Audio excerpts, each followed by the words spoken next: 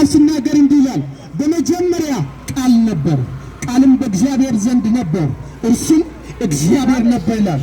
አያችሁ፣ እርሱ አምላክ አይደለም፣ እርሱ እግዚአብሔር አይደለም፣ እሱ ሰማይና ምድር አልፈጠረም ለምትሉ ሰዎች እሱ ሰማይና ምድር ከመፈጠሩ በፊት ከአብ ጋር በዘላለም ውስጥ ነበር።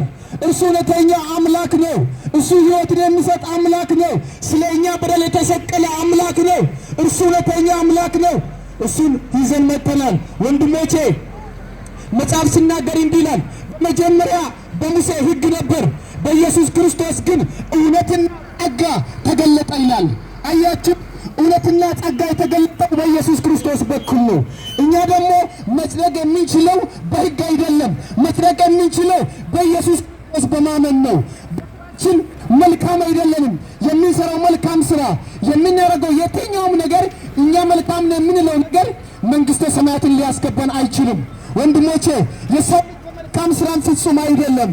ፍጹም ከሆንክ እኔ ፍጹም ነኝ ብለህ ራስን የምታጸድቅ ከሆነ ውሸት ነው ማለት ነው። ስለዚህ የሰው ልጅ መልካም ስላልሆነ በሀሳቡ መልካም ስለሆነ መጽሐፍ ቅዱስ ሲናገር እንዲህ ይላል፣ የሰው ልጅ ክፉ እንደሆነ ይናገራል። ስለዚህ ወንድሞቼ መዳን የምንችለው መጽደቅ የምንችለው የዘላለምን ሕይወት ማግኘት የምንችለው በልጁ በኢየሱስ ክርስቶስ በማመን ብቻ ነው።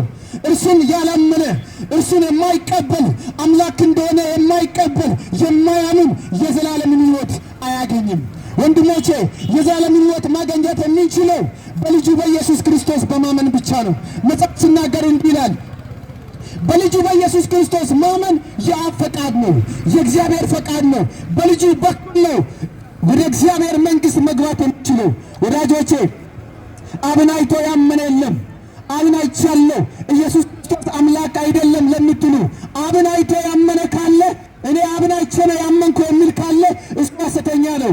አብን ያየው በቅፉ ያለ አንድያ ልጅ እርሱ ስለ እርሱ ተረከው ይላል።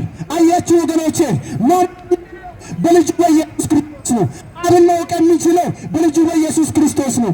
ስለዚህ ወገኖቼ እሱ ወደ ምድር የመጣው በማርያም አማካኝነት በምድር ላይ የተገለጠው የሰው ልጆች ኃጢአት፣ የሰው ልጆች ክፋት በምድር ላይ እንደበዛ በማየቱ የሰው ልጅ ደግሞ ለጥፋት ለማንም ስለተዘጋጀ ለመዳን ኢየሱስ ከሰማይ ወረደ።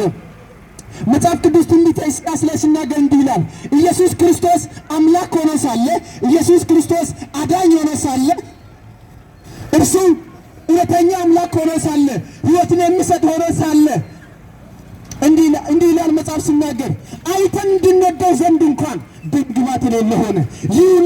ይህ ኃጢአት የተሸከመ ወጣት በመስቀል ላይ የተሰቀለው የሞተው የተገረፈው ራቁቱን የሆነው የሰራው ኃጢአት ስለነበረ አይደለም። እሱ ኃጢአት የለበትም። እሱ እውነተኛ አምላክ ነው።